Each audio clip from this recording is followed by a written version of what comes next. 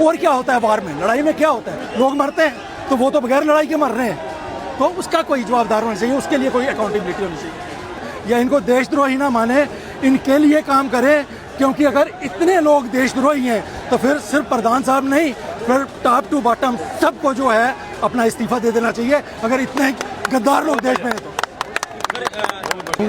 मैं हूँ colonel R.K. Sharma.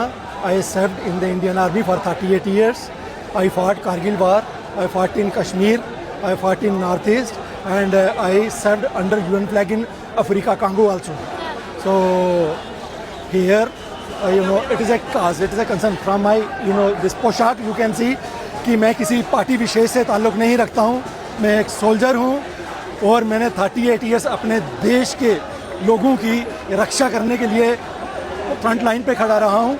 और आज भी मेरा ये दायित्व बन रहा है कि अगर हमारे बच्चे सुसाइड कर रहे हैं, पेपर लीक हो रहे हैं, उनका फ्यूचर जो है वो ख़राब हो रहा है, तो उनके लिए भी आके हम अपनी आवाज़ बुलंद करें।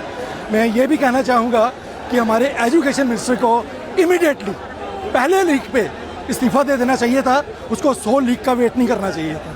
मैं आपको ये बताना चाहता हूँ कि जिस स्पीड में ये पेपर लीक हुए हैं, लीक पे लीक, लीक पे लीक, लीक पे लीक, ठीक है, इस स्पीड में हमारी आर्मी में मशीन गन भी फायर नहीं करती है जिस स्पीड के साथ ये सब कुछ हुआ है।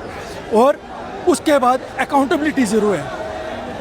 प्रधान साहब को सिर्फ इस्तीफ़ा नहीं देना चाहिए था, उनको हर जो फैमिली थी जिनके बच्चों ने अपनी जान दी है, उनके घरों में जाके माफ़ी मांगनी चाहिए थी कि बिकॉज ऑफ माई फेलियर आपके बच्चों को जान देनी पड़ी है, इनका भविष्य खराब हुआ। सारे अपने बच्चे हैं, ये सारे लोग हैं, इनके लिए मैंने गोलियां खाई हैं, मैं बम्बू का शिकार हुआ हूँ, बहुत जगह मेरे पूरे शरीर में इंजरीज हैं, लेकिन वो इंजरीज अगर उस टाइम पे मैं आपकी रक्षा के लिए कर रहा था, तो आज की डेट में विद इन कंट्री, आज की डेट में हमारे को बाहर से कहीं से कोई थ्रेट नहीं है, हमारे को विद इन थ्रेट है कि हमारा यूथ जो है वो ज़ाया हो रहा है। और क्या होता है वार में, लड़ाई में क्या होता है, लोग मरते हैं, तो वो तो बगैर लड़ाई के मर रहे हैं, तो उसका कोई जवाबदार होना चाहिए, उसके लिए कोई अकाउंटेबिलिटी होनी चाहिए। मैं सब लोगों से यही रिक्वेस्ट करना चाहता हूँ कि एक तो जो है अपने बच्चों को मंदिर मस्जिद वाली जो है ना दरिद्रता, उसमें से बाहर निकालें, हिंदू मुस्लिम वाली से बाहर निकालें, उनको एक ही ट्रैक पे लगाएं कि वो पढ़ाई लिखाई करें और अपना मुकाम हासिल करने के लिए मेहनत करें।